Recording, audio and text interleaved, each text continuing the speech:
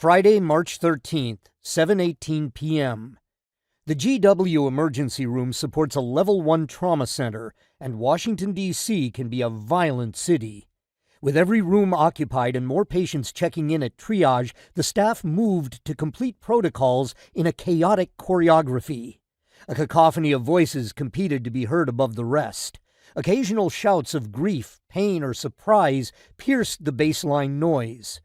I took a deep breath, inhaling the peculiar scent that only the fear and energy of an emergency room produces. John and I split up to see our next patients. I picked up the chart of a woman with abdominal pain, but a call for an imminent trauma arrival interrupted my review of her chart. I shifted focus to the trauma room to find the team gathering.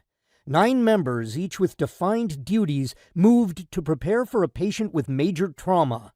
Additional members would be added as needed. Banshee knew his place and curled up in the far corner to watch us work. "Let me guess, biker run over by a car?" I asked. "Nice try, but no. Male in his 30s with 2 gunshot wounds to the belly, awake but pressures dropping," Lisa, the charge nurse, reported. A petite ball of energy, Lisa had worked in the emergency room as a nurse for over 20 years. She had seen every type of injury, heard every insult imaginable, and been challenged by innumerable physician consultants, and nothing fazed her. Every emergency room had a Lisa, acting as a bedrock in the sea of chaos, and challenging her was rarely a good career move. "Okay, everyone, let's make sure we have blood ready. I'll take airway if needed. Make sure the trauma surgeons are awake. As soon as we stabilize him, they'll want him in the OR." We finished our preparations and enjoyed a moment of peace to gather our thoughts and to prepare ourselves to perform at our best. I took advantage of the proverbial calm before the storm, a last chance to walk myself through what I would need to do.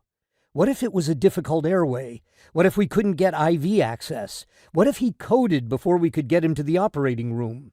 Potential solutions to such scenarios flashed through my head as we awaited his arrival. The paramedics disrupted our reverie as they wheeled the patient in, reporting as they crossed the threshold of the room.